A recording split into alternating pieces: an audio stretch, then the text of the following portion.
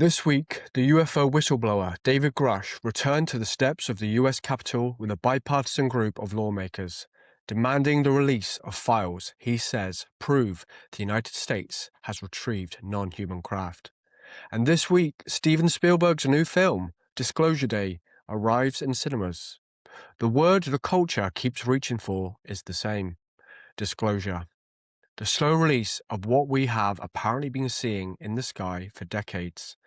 And most of that story plays out in press conferences and films. But my guest today has spent years on the ground in the fields of Wiltshire, flying a drone from the sky and filming what is actually flying over them. Glowing orbs, plasma-like objects moving in formation, lights interacting with crop circles themselves. He calls them plasmoid orbs, sentient plasmoids. Words that until very recently you'd only hear in the fringe corners of YouTube, and that now sit on the front page of the Daily Mail.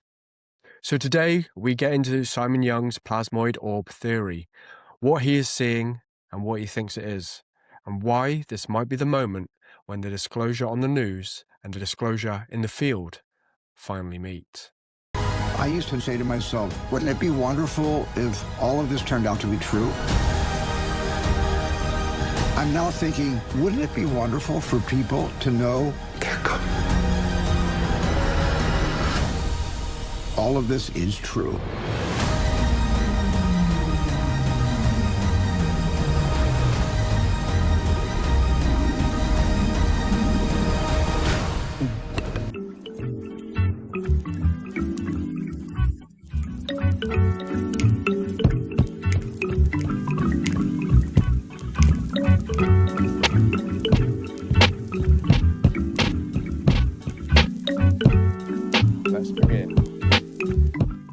Before we get into it, if you find these conversations worth your time, a like and a subscribe really do help the channel grow. And with all that said, here is Simon Young. Hello and welcome to the Joe Questions podcast. Today I have the pleasure of being joined by Simon Young, who is someone who's capturing some amazing footage, which through the course of this podcast, I hope to share with you. I've spoken to Simon before, and he's got a lot of knowledge on the area of crop circles, and in particular in this podcast we're talking about the light phenomena that is appearing around crop circles. Simon, Disclosure Day is coming up. Are you ready for it? Certainly am. Yeah, looking forward to it, Joe. Yeah, tickets booked for this Friday afternoon. Yeah. Do you think it's just a movie, or do you think it's a signal of something bigger? I think there's more to it than just a movie. I think the timing is more than a coincidence. Yeah. Yeah. I think all these things coming together. Yeah. I think there's more to it. As my last guest, Bert Jansen, would say, there are no coincidences. Absolutely right. Bang on. Yeah. Yeah. Wise words. Yeah. It is interesting because I feel like there is a proliferation of more revelations around this space. So we've got the movie Disclosure Day coming out, and famously it's produced by Steven Spielberg, who's made movies about aliens in the past. We've had the documentary on Amazon, which was quite revealing. Disclosure. Yeah. Yeah. And even recently, Stephen Bartlett on The Diary of a CEO, which is very mainstream, had a roundtable discussion talking about these incidences, not from a comical perspective or diminishing. It was talking about it from a perspective of, is this real? And it's interesting to think that there's a movie coming out called Disclosure Day, which is about the whole event of what would happen if we were to finally sort of find out that we're not alone in the universe. And it could be a case of dripping this information into the public discourse. It does seem that way, doesn't it? I think it does. There's been a lid on this for 80 years, and it seems that now's the time. They are very slowly drip feeding us this information. releasing these files, releasing these videos of a lot of them do look like small orbs. Mm. The ones they've released so far, they look similar to the objects that I've been filming in the fields. Yeah. You know, Yeah. And so for people who aren't too familiar with crop circles and the notion of going to where crop circles are and filming, what's your process? I know you use a drone. Give us a sort of glimpse into a day in the life of somebody who goes about filming crop circles, and tell us what you've seen. Okay, well, I've been filming with a drone now for it's probably 7 years or so. And when I go out to find the crop circle, which is normally pretty straightforward, I've got no thought at that point to look for orbs or balls of light. I'm really going there just to film the circle from above and get some good shots. But it's always when I get home and I'm looking at the footage that I've taken that I see it's always the same object every single time. The same bright light size seems to be between a football and a beach ball size. When I've filmed them, they've been going extremely quickly, so too quick to see with the naked eye. But before I used the drone, I started off just using a camera, and I was taking burst shots, so taking like sort of 20 shots in a split second, and that's when I first started noticing these objects moving through the frame, and then after that I moved to video. So what you see there, that's a drone footage I took last May. Obviously, it's Silbury Hill in the background. Saw nothing at the time, but and there's no definition to this object, and I don't know what it is, but we would describe that as a ball of light or an orb. But I measured the distance that travelled from, so we can clearly see where it's coming over by the trees, and that was 790 meters approximately. That starting point there, to the drone's lens, and the time it took from the trees to passing the drone is 1.68 seconds. So working out speed of that which was traveling at roughly 1,047 miles an hour. Which is absolutely rapid. And so Yeah. if I were playing devil's advocate or complete cynic, somebody who doesn't believe this and thinks what you've seen is either glare on the lens or a bit of dust caught in the wind, that is what people could argue that this was. But the fact that it's moved so quickly, in such a straight line, would suggest that this isn't just something flying through the wind. That's right. I mean, that day, I checked the wind speed for the drone, and it was 3 miles per hour. Yeah. So there's virtually no wind that day at all. And I try and also remain skeptical about these things because, you could say maybe it's a reflection from the light, from the sun glare, insects, birds, other drones. But I think I'm pretty convinced I can rule out all of those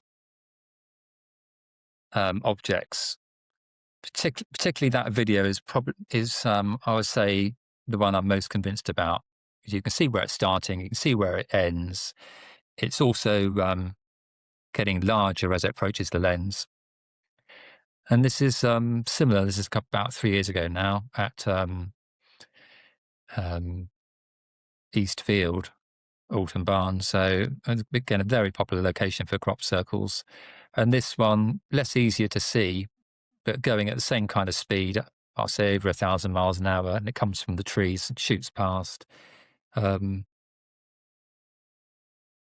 Yeah, it's incredible because it moves as quick as I would imagine a bullet would move, to be honest. But it's curious that it's a different direction. So if it were to be glare on the lens, then you think there might be some uniformity. Maybe it looks up, you'd see the lens go the same direction, but this one seems to be going more across. The other one, the angle is more towards you. This one is going across, again, going directly over the crop circle. And it's a similar, indistinct, almost, it's like a blur. It is like a blur, yeah. And so when you first shared these, I was amazed because I thought, what have I really just seen? I don't think these are something that's just blowing in the wind just because they're so quick. I think the fact that there's multiple examples of this over crop circle show that they're linked crop circles, but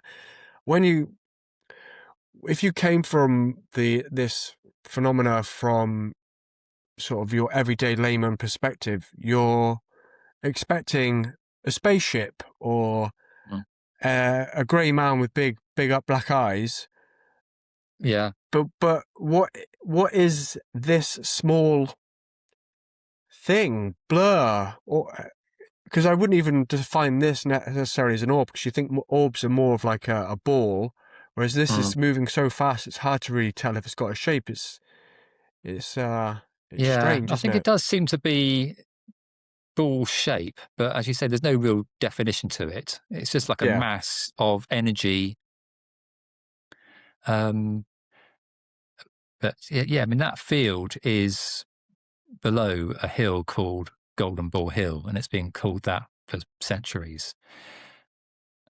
Yeah. And there's a good chance it was named that for a good reason. That these things are nothing new. They've been witnessed by people for centuries. Again, I think we've mentioned this in our previous podcast that we did, but the fact that Golden Ball Hill was the choice of the name in the first place is in itself curious, because a golden ball is an orb of sorts. So, and again, this was before maybe it was common to discuss the idea of aliens and that kind of thing. So when they named it, they weren't trying to be contentious or controversial. They were just saying what they were seeing. That's right. Yeah. Yeah. And to be honest, I'm not really convinced it's like aliens, to be honest. I think that's a massive leap. I think these things have always been here. I don't believe personally these are coming from outer space. I think they're already here, and they're part of our world, and something that we don't understand. Something that perhaps our ancestors just took as normal. That's like everyday life. They saw these things and just accepted it. But there's another one here again. This was this year, but it's interesting that it's always the same object. Always looks the same, behaves the same. Yeah, it moves. I would almost say the speed feels uniform as well. Yeah. And we could be looking at the possibility of something that, like you said, is of this planet. We don't really know what this is. And I'm not here to say that this is aliens or anything like that, because I don't think we have enough information. And I think it's important to say that I think the best position to come at anything is to accept what you don't know and merely just point out this is what's happening, but we don't know why, we don't know what it is, but we want to know more. And we're hoping that by more people thinking about this topic, we can actually figure out what is it. Exactly. Yeah. It's just something that we don't understand. It's just unknown. Yeah. That it's almost so quick that you could miss it. And I wonder on like a normal day with your blind eye, whether you would even pick it up, because even then I'm moving it so slow. It's just like, Yeah. and yeah, interesting that it's always around these sites and it's not the same direction. One's moved across, one's moved towards you, one's moved from the Yeah. right. Can you, when you're out with your drone, can you tell that you've just caught a glimpse of it, or usually is No. it when you're reviewing the No, footage I never afterwards? see it on the screen. Yeah, No, it's not until I get home and I'm just editing my footage. yeah, It's that moment that I think, oh God, there's another one. Yeah, but they do seem to like fly with purpose. There's nothing yeah. random about it. They often are flying towards the camera. So, I mean, I've been filming these things now for years, so probably over more than 10 years now. I've been seeing these objects, and they seem to know that I'm present. They seem to know that they're being filmed, and they seem to intentionally fly towards the camera or across the lens. Mm, But other people have filmed them as well, these objects flying more slowly. So right. there's plenty of videos on YouTube of the same object. So yeah, this is another clear one I took probably 7 years ago. Comes from the bottom of the screen. Yeah, yeah.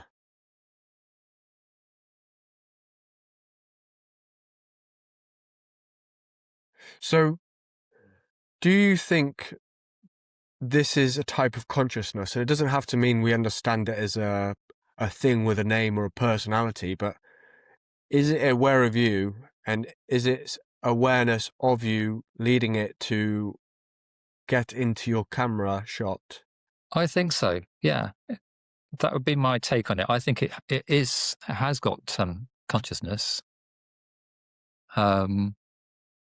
Yeah, I think it knows where it is. It knows where it's going. It knows what's observing it. I mean, these things have been seen literally like flying around a crop circle or dropping down into a tram line, coming back out of the tram line again. Like it knows where it's going. It's looking for something, or Are you really, really sure weird. it isn't two blokes with planks who are firing? They've hit something with their plank. One's lobbed it up to the other one with a plank, and he's hit it, and he's just hit really hard. Yeah, could be. Yeah, it's usually two blokes with a plank, isn't it? Well, yeah, normally, yeah, two old guys in their 60s, Yeah, few stumbling out beers. of the pub. Yeah. Yeah. So as you mentioned, you're not the only person that's seen this. This isn't unique to you and to your drone and to your camera, and it's just that you haven't cleaned the lens properly. There are more famous incidences of orbs. I think one of the famous ones is Milk Hill by Steve Alexander. Exactly. Yeah. Could you tell us a little bit more about that incident? Yes, this was 1990, and Steve Alexander, he's a photographer. He now has the Temporary Temples website with Karen Douglas. But anyway, 1990, he was climbing up Milk Hill to film the pictogram below in Eastfield, and then this same white object comes into the camera view, and he's zooming in on it, trying to make out what it is that he's looking at. So he goes through the usual process, trying to eliminate what it is. First of all, he thinks it could be a bird, but then it's so it's so bright. His girlfriend, she can see it through her naked eye, and Steve is looking at it through the camera lens, and it seems to drop down into the tram line, come back out again, moving very, very slowly. And then eventually it disappears, it takes off and flies into the distance. And it flies over over this tractor driver. And this again is all on the video. And you can see the tractor stop as this white ball goes over his head, and then it just carries on gliding over the hill. And the researcher Colin Andrews, he tracked down the tractor driver and asked him if he saw this object, and the guy said, yeah, he did. He said when it went over, it was the size of a beach ball. He said that his engine cut out, and then as soon as it passed, his engine started again, and then he just carried on. And you can see this in the video. Yeah. So yeah, very convincing. Yeah, very interesting. Definitely not a fake. Yeah, definitely not a fake video. It's just a case of what is it? Mystery. One of many incidences, and interesting that it had an impact on the engine, so perhaps interfered with electrics in the car or something like that. But then there's also the famous Oliver's Castle from 1996. Yeah. So this is the one with filmed by a guy called John Whaley, 1996. So yeah, he climbs Oliver's Castle, and yeah, he was camping that night, and then he wakes up to some strange sounds coming from the field below him. Unzips the tent, looks down in the field below, and he sees, I think it's something like 6 or so, maybe more than that, orbs spinning around the crop, and then as they're flying over the crop falls into this very elaborate design and pretty big as well. So it did seem that the orbs were making the crop circle. And then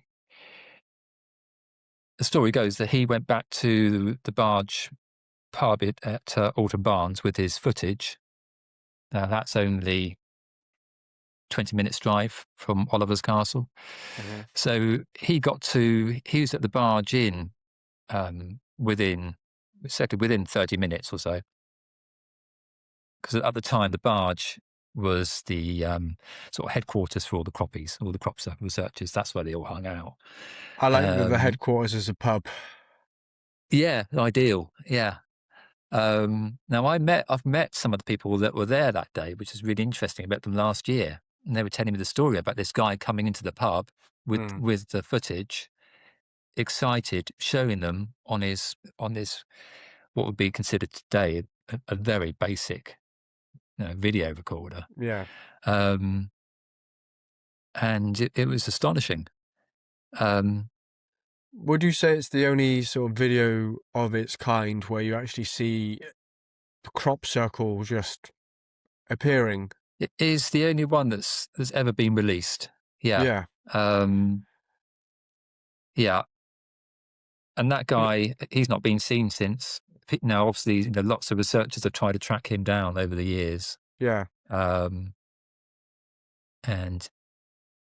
vanished, which makes it even more weird. Yeah. Like literally vanished. Has there been news? No one can track him down. Facebook, nothing. But nobody thinks he's dead or anything, or do they think he might be? No one knows where he is. He did an interview shortly after the incident.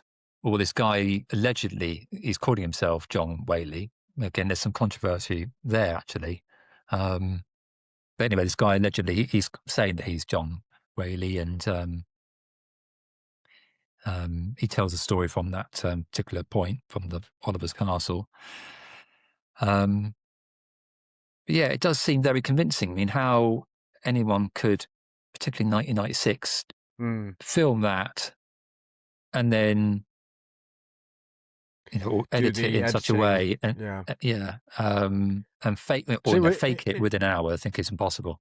Back then, it would have been, you'd need the best Hollywood CGI to create those kind of patterns in a field. And I think had it been poorly done back then, you'd probably be able to tell now. But even now, it still looks very strange. I have seen the footage. And to be honest, there isn't a compelling explanation for how crop circles are made. But if you were to use your imagination and say, there are orbs that fly around the sky, orbs that we have videos of, and these orbs, we have one bit of footage that shows them flying around, and the next thing you know, the crops change in the way they stand, and then you have a pattern. That's probably the most logical explanation. It still doesn't answer the full question of where do these orbs come from and why are they made crop circles. That's right. But it kind of adds up because nothing else really makes sense. It does add up, and there have been plenty of witnesses that they've not filmed the event, but what they just describe is exactly what John Whaley filmed. Yeah. In day and night. One guy was filming at back at Eastfield, nighttime, and he said that he saw this very, very dull object glide over Eastfield. The plant started to shake. The object was so dimly lit that you could only see it out the corner of his eye.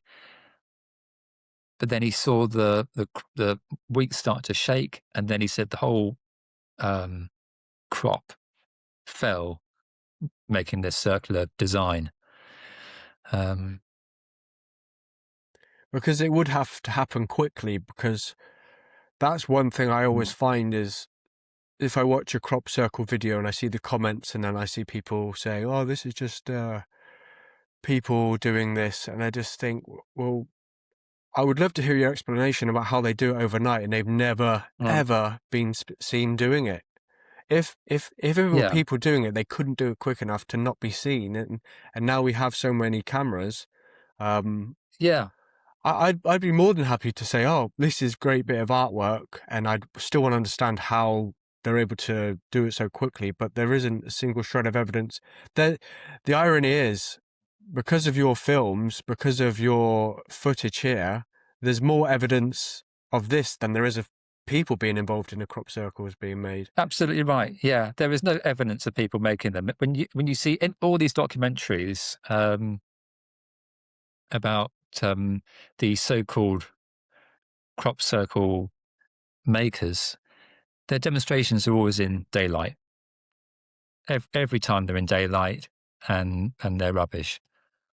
And no one's been caught in 40 years making one of these things. One guy's been convicted, but it was something he wasn't caught in the act. He admitted that he had made one of these crop circles, and but he wasn't actually caught making it. Yeah. And this is that one was that's at a place called Giant's Grave. Again, it's all in the same area, Alton Barnes area. Again, I filmed that this year. So how are the crop circles this year so far? Are there as many? Are they as prominent and prolific as we've seen in previous years? We've had 5 so far, which is quite a strong start to the year these days. So yeah, I mean, the first one was at Ilchester. I think that was back in April at the Silbury Hill, and then over towards Somerset Way, White Sheet Hill, Alfred's Tower, and another one at Shepton Mallet. So not a bad start. Yeah. And say if this was the only video I saw, and I saw it moving at this speed, then I might be inclined to think, well, maybe dandelion or something, because this one doesn't move so quick, but the other ones are absolutely rapid. And this probably doesn't look like it's quick, but it probably is quick. But that's the interesting thing is they're not uniform speeds. The only thing they really have in common is the straightness of which they move. And this blurriness. It's very peculiar. It's a blurry. It doesn't feel like it's solid physical form. It does feel like it is a ball of energy of something, and that's one thing we also need to think is if there are conscious beings able to travel through space, why would we think that they have to come in the physical form? Why do we think they'd have to be the same size as us? If you're traveling through space and time, why wouldn't you be able to also shrink yourself down at certain scales? Because the way everything is, the way the universe is things are the same but in different proportions. You have levels of complexity, and then as you get bigger, everything that was big is small compared to something else, but it almost looks like it operates in the same way because of the universality of things like geometry to things that are bigger. So we might look at a grain of sand, but then proportionally our planet is a grain of sand compared to the Milky Way galaxy, and these beings able to travel the universe, beings or whatever they are, might be that big, and they might be able to travel the universe and still go around in their little cloud ship. Yeah. That big. Who knows? Who knows? Yeah. And I think there's also this idea of things that are interdimensional as well. That could be in the equation. Yeah, definitely. Is this one from this year? That's from this year. So in fact, all the most of these are. Yeah, this is from White Sheet Hill. Yeah. So again, a very impressive shape, and based this is off coming the back from our left towards us. Yeah. Yeah. Yeah. In this one, there was also an interesting shadow as well. I'm not sure whether you've picked that up yet, but coming from the top sort of left hand of the screen, this object travels to our right. Probably hard to see. But again, I thought that was curious because that day it was baking hot day, about 30 degrees, blue sky. No, I didn't see any birds flying around or aircraft or other drone users. So where did you say the shadow was? In the top left quarter? Top left quarter. So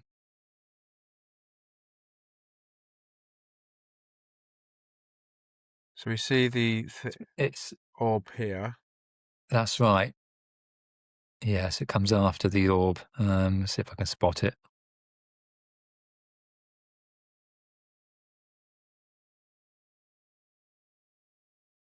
Great camera, by the way. It's a real game changer for this subject. It really is. Yeah. We might have to give up with the shadow, but it's like an obvious, and it does look like a kind of circular disc shape. Yeah. But what caused that? I don't know. But again, other people have witnessed strange, shadows over the fields. I've seen them before, actually. Yeah. So, what do you think they are? Do you think they're always there? Why do you think they're flying around this part of the world in particular? It seems to be sacred sites. So I don't know, but they seem to be drawn to sacred sites like stone circles. I filmed one in Dorset a few years back now, a place called Knowlton Church. That church is known as one of the most haunted places in Dorset, and it's a church that's actually built inside what was a stone circle. So I was filming with my drone there, and again, looking back at the footage that evening, this same white object goes straight over my shoulder, and through the centre of the church. I mean, again, just its direction. Mm. It seemed to like know where it was going, and yeah, I saw nothing at the time. But I have to say, I don't know what they are. Yeah. Pass. Even if we were just looking at empty fields and we were seeing these orbs flying across, it'd be curious. But the fact that they're flying over these formations and these patterns is even more strange. Do you think what do you think they're trying to achieve by leaving behind these crop circles? That's the big question. I really don't know. And it's interesting that also when people see these orbs, often there's no crop circle, but then the following day, or maybe a couple of days later, in that field where the witness saw the light, there's a crop circle there. Yeah. And another thing that's very interesting is I often see in this area the military helicopters. And there are plenty of videos that show the military helicopters with these orb-like objects in the background. Yeah. So again, that's very curious, but it seems that they know they can see these things. Look, I would be surprised, and you want your intelligence services, your military intelligence, to be intelligent enough to pay attention to these things. I mean, it would be negligent if they weren't really. And it's fair enough that they don't necessarily always tell the public about what's going on, but there should be a degree of surveillance. But I almost feel like sometimes it's the inconspicuous nature of the way they do things actually makes things more obvious. The way they don't want to draw attention to things, but then you kind of just look at where they are routinely without too much real explanation. It makes you realize that there is something worth looking at. If somebody... Yeah, the helicopter's almost like the smoking gun, in my opinion. Yeah, if somebody's walking around with a big sign like nothing to see here in the middle of the street, you're going to be like, well, what are you covering up? And I'm sure they know more than they let on, but they probably still don't know the actual truth as to why they are. They're probably I think you could be right there. Observing something going on. They know something's going on. Yeah. Which they should be looking into, because who knows what it is, and it is always worth finding out more information. But it is fascinating. And they've been filmed for, again, this is nothing new. I mean, these helicopters have been filmed over these crop circles over the last 40 years. Yeah. So again, it's nothing new. No. And now I've had several encounters with these helicopters. I've been in a crop circle, and an Apache gunship will come tearing towards the crop circle with me in it, and flying extremely low and circling myself and someone else. And it was obvious that I could see the pilots. They were like filming us in the crop circle, said really low, and I would say in a dangerous manner, and intimidating, and quite frightening, to be honest. And it was as if they didn't want us there. We were trespassing on a farmer's field, but I'm sure that the pilot didn't care less about that. And I don't think he was just being curious about the crop circle, and it wasn't. It wasn't. There's nothing casual about it. Oh yeah. He wanted it. He wanted to scare us out of that crop circle. So yeah, I think I've seen it too many times now, countless times. Yeah. I mean, if you just look at the amount of information that's been accumulated in these files, and we're getting the releases from the United States, there's undoubtedly the same level of investigation come from the British forces, probably in parallel with the United States as well. There's loads of US military bases, even in Wiltshire itself, Air Force and that kind of thing. So there's no doubt there'll be a global coalition of partners who look into all of these things, and they see unidentified flying craft, they see crop circles, and they investigate them all. It makes complete sense that they would do that, and perhaps they were conducting a scan and you were interfering with it, or there probably is a concerted effort in order to stop people looking into this too much whilst they try to figure out what is going on, because as we've seen with all these disclosures, there's a lot more that they know that we don't get told about, and we get drip fed things. But you can't stop people seeing things that turn up in fields, and you can't stop people seeing orbs of light that seem to be flashing across the sky. So yeah, interesting stuff. I also wanted to mention some footage by Klaas van Egmond. Okay. Yeah. There seems to be, a fairly strong Dutch contingent in the crop circle world. Yeah. And I didn't even know that there were crop circles in the Netherlands. But in 2004, there was a Mayan-style formation, and he got some quite interesting footage of that. Yeah. So yeah, that was at Silbury Hill, and yeah, I think it was about 3 a.m. that he took a picture of what looks like a bright orb. And then the following morning, there was 100-meter crop circle, below, in the same position that he saw this light. So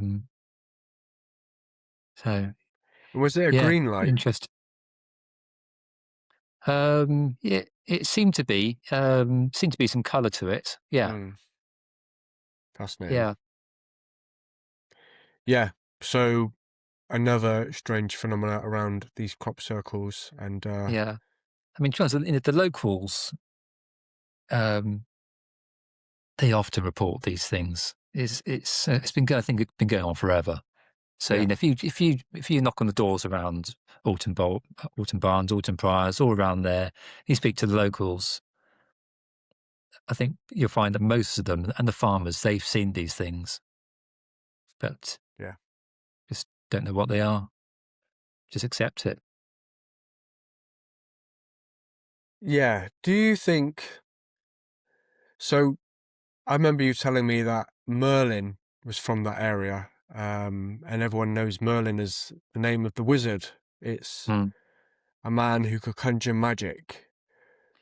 Yeah. Do you think there is something magical, cosmic? Do you think something energetic that draws people to make stone circles, that causes orbs to create crop circles, that allows people to harness a form of energy for magic? Because it's curious that this seems to be happening in this particular place. Yeah, there seems to be something special about the area around Stonehenge, Avebury, particularly what they call the Wessex Triangle. So that area covers to a point from Wantage, Warminster, Winchester. That general area has these strange lights and these crop circles. So it seems like there's a thinness to, they call these places like thin places where the veil is thin, and these things can be experienced. And it's hard to explain, but there's something weird about this particular area. It's also on, if you were interested in ley lines, the ley line that famously starts at St Michael's Mount and goes across Glastonbury and straight through Avebury and then on to Bury St Edmunds. Exactly where that line crosses, that's where you get the most activity. So I think that's in the equation. It's very weird. It is. It is very weird. And yet we don't really know, but we do continue to see bits of evidence. It's great that you're able to capture it. Hopefully it's a good summer for crop circles, and it's there's lots of them with lots of interesting shapes. Based on my discussion with Bert Janssen recently, it's given me a new appreciation for just the geometrical patterns that you find squaring the circle. They're always these beautiful shapes. I also think if you create 3D models of them, if you don't just look at them as flat 2D objects, but if you actually consider them, if they were almost to come alive and be in 3 dimensions, they actually represent physical things like the shape of certain types of energies and that kind of thing, which I think is even more impressive. So they're clearly intelligent. The orbs seem to be conscious, and the area seems to be magic, and it's not just the pubs. But fascinating There's no stuff. coincidence. As Bert says, there's no coincidence. You got the stone circles, the orbs of light, the crop circles. It's all linked together. We're not sure exactly how, but it is all linked. And you spoke about a regret of yours. I don't want to bring this up on our podcast, but you said that you nearly caught the three red arrows on a video. I know you got the shadow. It still looks very got the cool shadows. video. Yeah, I mean that was exciting. Yeah, so that was at Alfred's Tower a couple of weeks ago now. So it was just the right place at the right time. And flying the drone over that particular crop circle. No one else there. I think most people didn't even know the crop circle existed.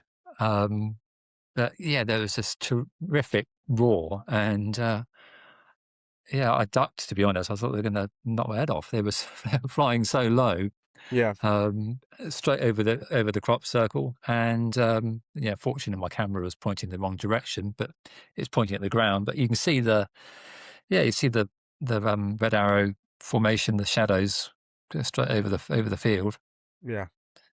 No, it still looks really cool with the shadows in the field regardless. But if it had been closer, do you think your drone could have got swept up into the drag? No, it wasn't flying that high. Okay. I know the rules. I imagine there are. Does it automatically shut off if you go into restricted zones? It does. Yeah, you can't. I'm sure there's ways you can override it, but you can't fly in certain areas. It wouldn't work at Boscombe Down or Porton Down. Yeah, I haven't tried, but I don't think it will.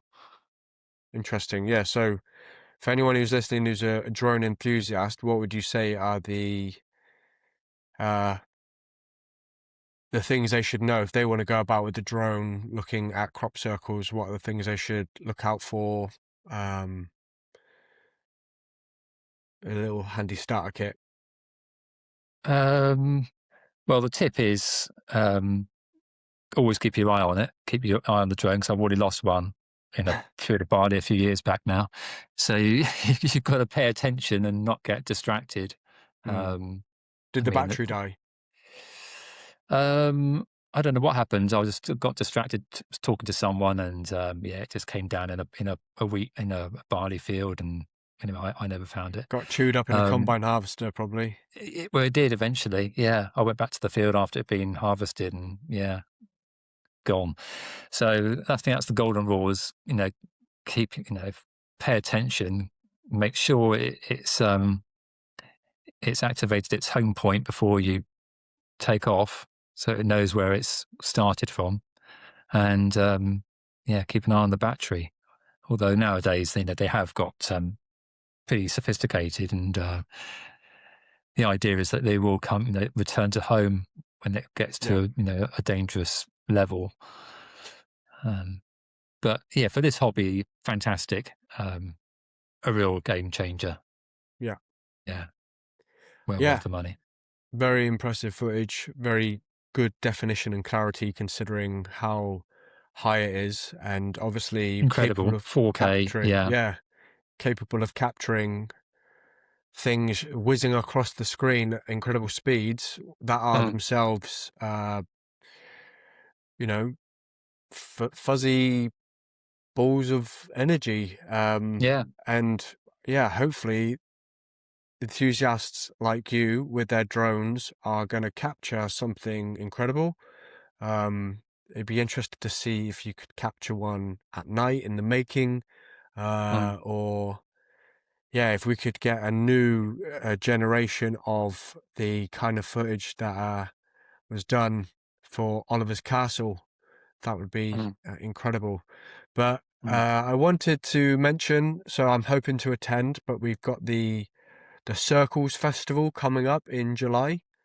That's right. Yeah, 17th of July. So it's on all weekends, the Friday, Saturday, Sunday. That's at Honey Street, Alton Barnes. And it's run by Monique Blickenberg. And it's going to be an interesting weekend. All different kinds of different speakers there. Lots of information. Great cafe, great museum. So, I recommend anyone that's interested in finding out more, because it is a complicated subject, and there's an awful lot to discover. But well worth a visit. How does it work? Is it like different speakers, or do people just go around the museum and there's different exhibitions? What sort of thing can people expect? There's going to be different speakers that day. And the exhibition will be open to showing the whole history of the crop circles. And there's going to be books and DVDs and T-shirts and to purchase. And then you've got the great cafe, the Honey Street Cafe. Great place to go. Yeah. Yeah. Nice. Well, I'll be sure to attend this year, and I'll leave a link to the tickets on this video. That'd be good. So that people can get their ticket. I'm sure it'll be okay to turn up and find a ticket, but I would definitely recommend getting a ticket before. Probably easier to. Be a good idea to click on the link, and then you can get your tickets online. And I think you can either get a ticket for the whole event or just pick the days that you want. Yeah. All right. Well, brilliant. It's been fascinating. Appreciate you sharing those clips with me. I remember sitting there thinking, I can't believe what I've just seen, basically, when you shared those videos. And I'm sure you're going to capture more of these clips of the orbs flying through the air, whizzing. Yeah, hopefully. Different speeds. Yeah, it's worth mentioning that one guy took a video of one of these orbs. And the interesting thing is there's a bird of prey comes swooping down and obviously thinks that the orb is, food on the wing, as it were. It's trying to catch it. And this is on video, and you see the bird change its mind at the last minute when it gets close to this object. And this is about 30 years ago, so before drones. But you see this bird swoop in towards this ball of light and then quickly change direction. Things like that. convincing. But yeah, hopefully I see more of these things, and hopefully next time they're moving a bit slower. Yeah. So I can get a clearer picture, or even better, see it with my own eyes. Yeah. But they are so quick, knows? and the chances of you looking exactly where it is and seeing it. But who knows? Who knows? Who knows? Yeah. But yeah, fascinating as always. And I look forward to catching up with you at the Circles Festival in July. Yeah, look forward to seeing you there. Yeah, and I'll be sure to make some content for that as well and share this interesting, fascinating world. Perfect. Sounds good, Joe. Good. Cheers, Simon. Thanks again. Thanks for your time. Good to see you. Cheers. Bye. Bye.